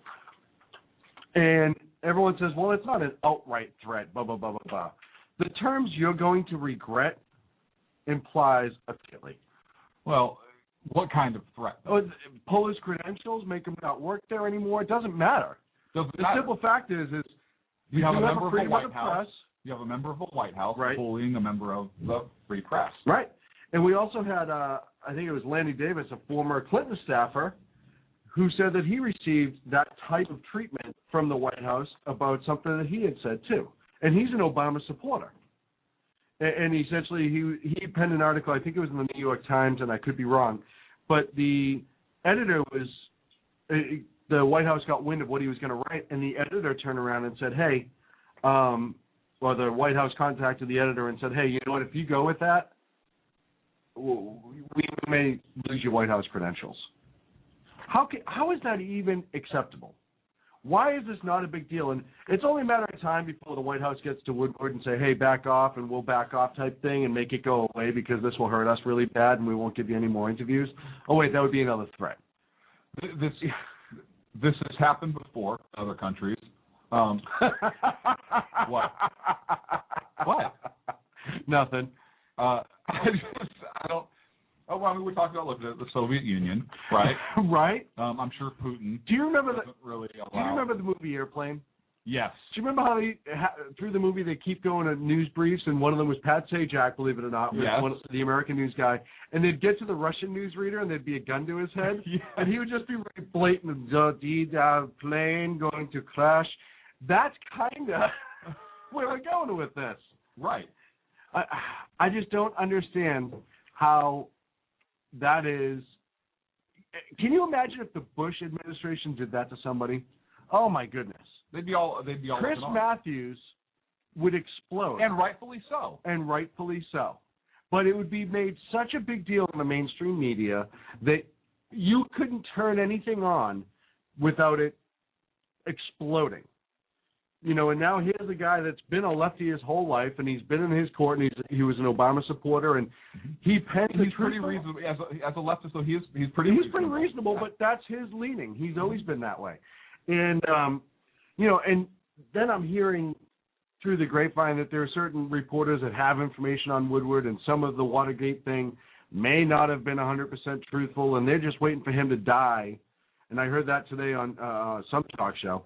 That, you know, there are reporters saying, "Oh, we're just waiting for Woodward to die so we can really unleash some of the dirt that he's thrown around and all this." So let me get this straight. So now he's the bad guy, right? Exactly. And now everybody's coming to the defense of the Obama administration, right? Because they want to be. Do you believe Obama is a socialist? Do I? Yeah. Yes. Okay. So was it you that termed the phrase "democratic socialist"? Was that you who? I don't remember. Somebody said that. A lot of cool things. He's a democratic socialist. I might have said that. That sounds like something I might say. But he's definitely a socialist. And look, big government. There are socialist regimes in the past that have dominated media. They don't like negative media, and they control and bully in order to wield their power. And look, we talk and joke about Germany a lot. And we're not making any kind of connection to where the Obama administration has done any of the atrocities or is as bad as that administration, that regime, the Nazi regime, at all. And I hate the references when even the left would make references to George W. Bush as Hitler and so forth, because saying he's a fascist or whatnot. Bottom line is the Nazi regime was a socialist regime. And you can draw parallels between the progressive movement and even the Obama administration, specifically how they handle their PR and how they handle well, considering the playbook press and so forth. The playbook from World War II by the Nazis was pulled from Woodrow Wilson's administration. It was, yeah. Goebbels' book for the propaganda that the Nazi Party let out was absolutely pulled from the Woodrow Wilson administration. But so when we make these references, we're not saying that Obama is an evil dictator that commits these types of atrocities by any stretch of the imagination. We're simply drawing a parallel of the socialist regime under Germany, and there is a parallel for how they conduct themselves, not for a matter of policy against an ethnic group or anything like that, but just from an administrative standpoint and how they handle some of their PR, right? And how they deal with controlling the message and so forth. Yeah, and it's frightening. And the simple fact, listen, when they do it against Fox and they do it against conservative writers, and they've not answered specific questions. I remember we had the clip of Jay Carney getting in the argument with the young lady asked, "What is the White House stand on Jerusalem?" And he said, "Well, our stance has it." He wouldn't answer the question. I understand the stonewalling. I don't appreciate it. I don't like it. I understand when you just outright stonewall. Hey, we're not going to answer that question. And there's been press secretaries that have come out and said, yeah, there's just some things you don't talk about. You're not allowed to even comment on. Gibbs came out this week. Yes. And said that he was told he could not talk about the drone program, even though he knew it existed. Everybody knew it existed. He wasn't even allowed to mention it. Wasn't even allowed to mention it. I have no comment. That's what he was. So that's this president. That was this president's press secretary before Carney. So that tells you automatically the most transparent government on the face of the planet. We're going to be transparent. And here's the difference between he and, say, Bush, or he and even Clinton. They didn't run on this transparency ticket. They didn't run on this open White House. You're going to know everything that we know. They didn't run on that. He did. That was one of his major things. You're going to know what's going on in government because we're not going to block you from it. We're going to have the most transparent government on the planet. Where is it? Because you hide everything. Here's the thing. You lie and here's the thing, Sean. Here's what you're missing. It is so transparent you can't see it. You're right.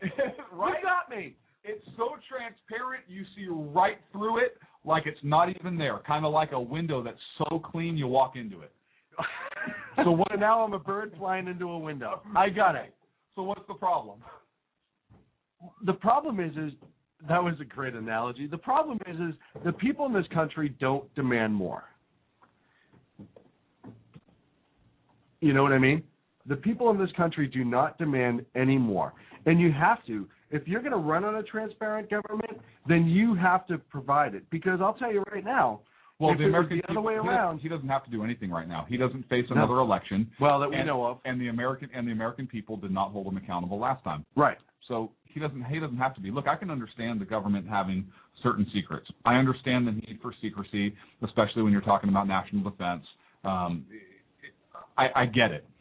But you can't control the media or hammer members of the media or members of the public because they say something that you don't like.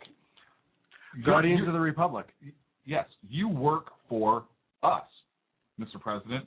You work for us, and we are going to hold you accountable. Yeah. The media should hold you accountable, regardless of what party you work for. It doesn't matter whether you're a Democrat, whether you're a Republican.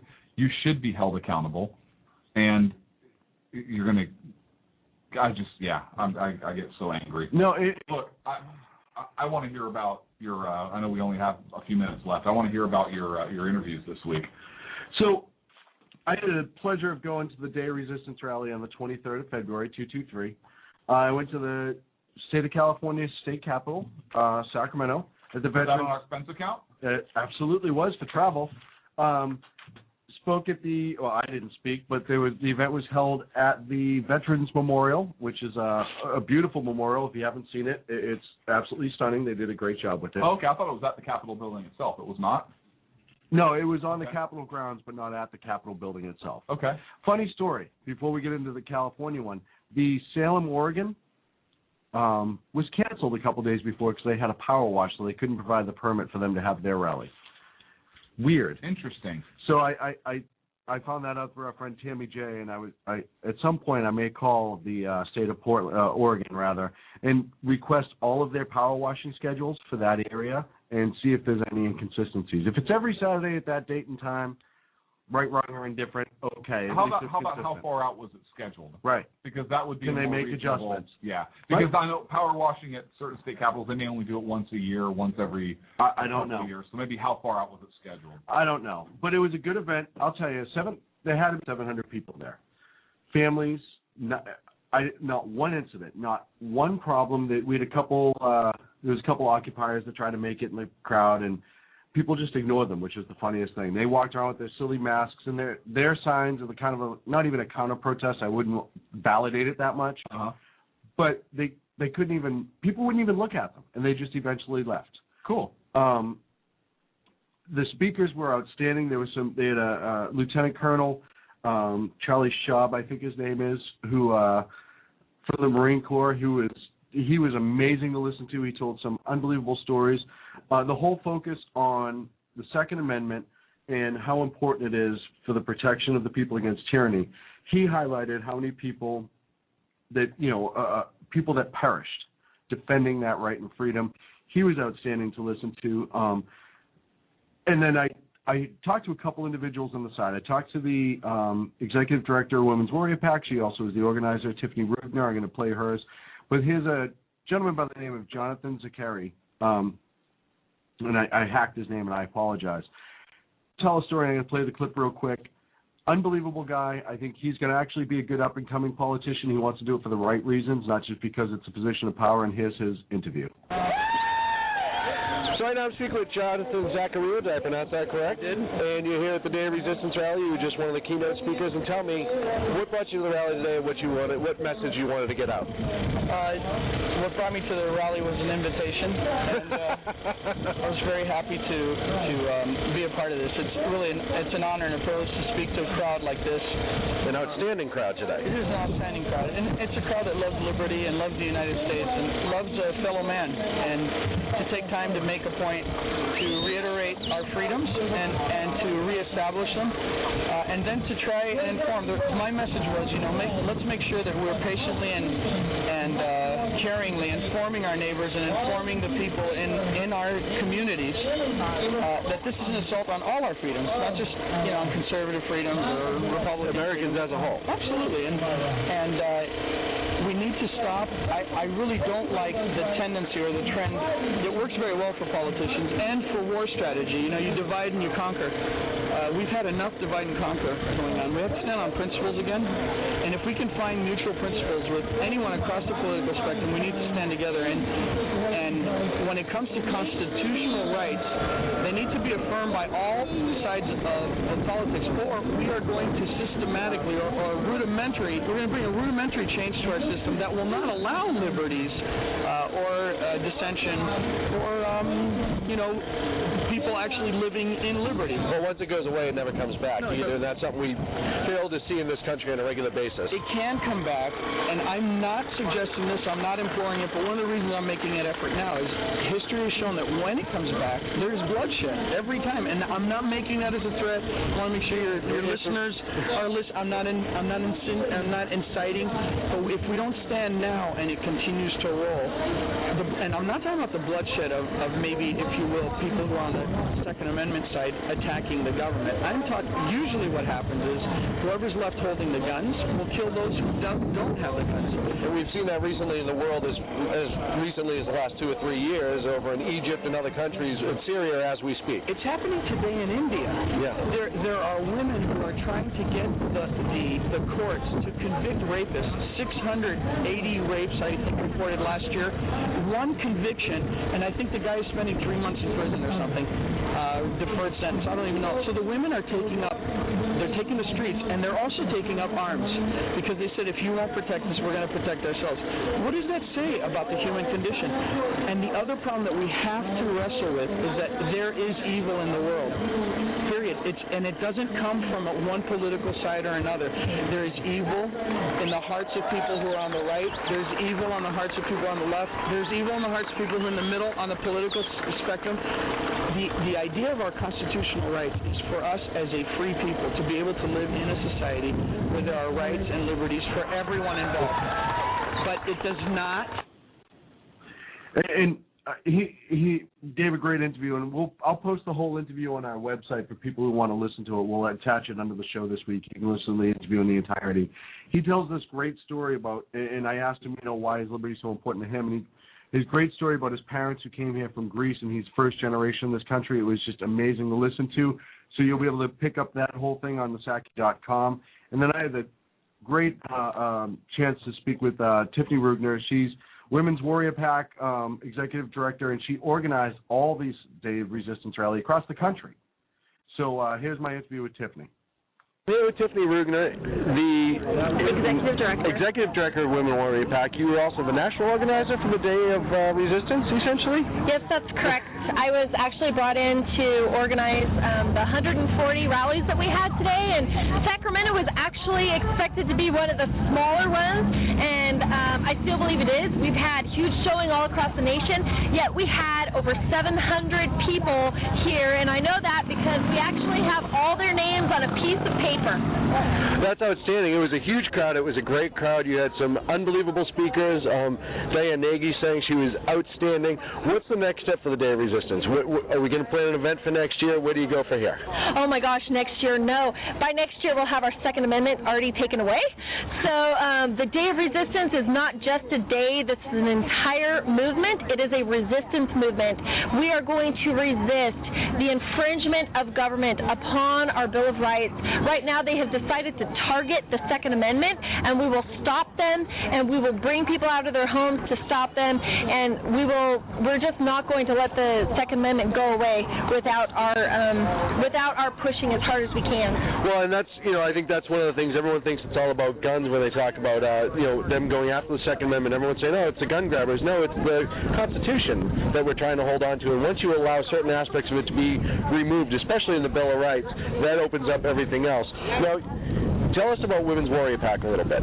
Okay, Women Warriors Pack was actually founded by a friend of mine who just looked out there and said, you know what, we do not have something that is supporting good women who are running for Congress. When I say good women, I mean women who actually have read the Constitution and who believe in the Constitution and who want to go to D.C. and uphold our personal rights. So he went ahead and he asked me if I would be the executive director and run Women Warriors Pack, and this is something that we started just before the election, just before the general election. It was kind of to fight Barack Obama's spouting that there's some war on women, and actually over the last 7 months we've discovered that there is a war on women. There's a war on women from Dianne Feinstein. There's a war on women from Nancy Pelosi. There's a war on women from Debbie Wasserman Schultz, who thinks that women are stupid and thinks that women should have no rights and that we can be controlled by government just making us promises like giving us taking care of our women's needs. And you know what? I don't need no government to take care of my needs. I can take care of my own needs. What I need for government to do is to take care of the streets and to keep themselves out of my life and allow me to raise my son the way I see fit. Fantastic. Where can people find Women's Warrior Pack online?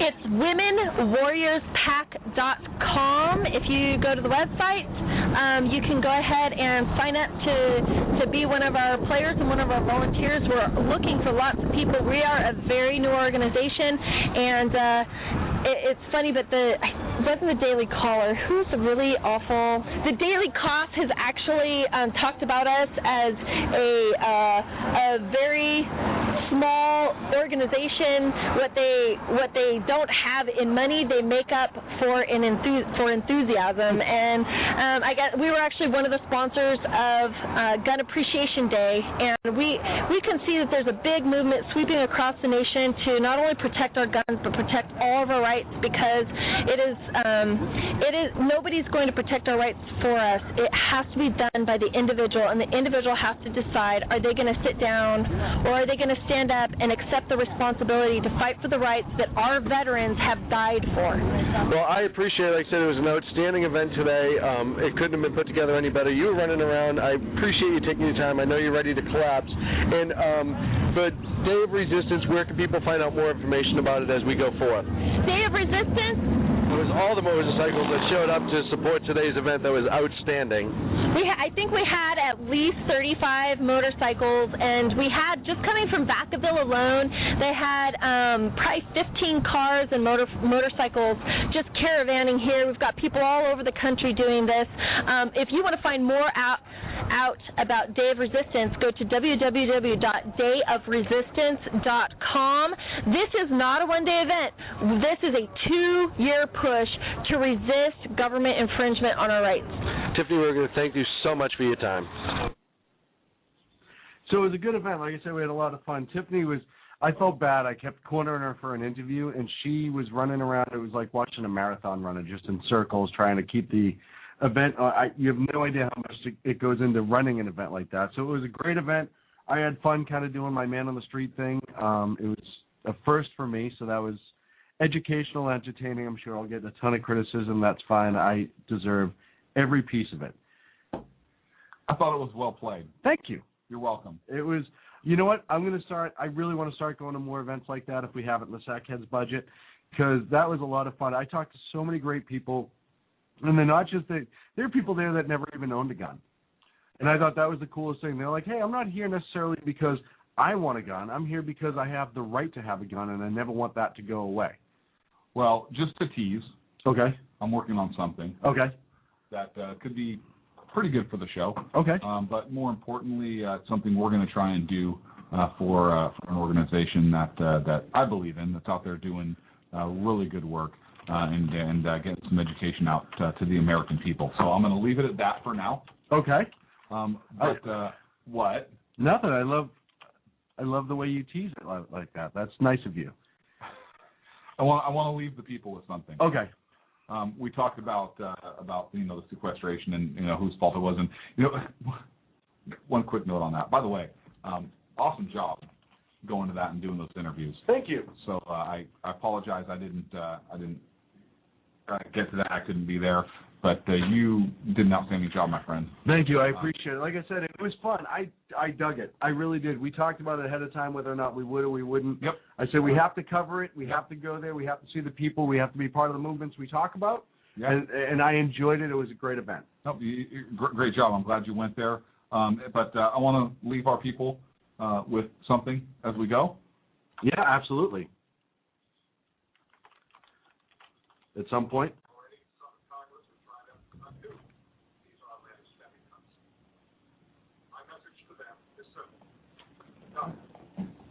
I will veto any effort to get rid of those automatic spending cuts in domestic and defense spending. There will be no easy off-ramps on this one.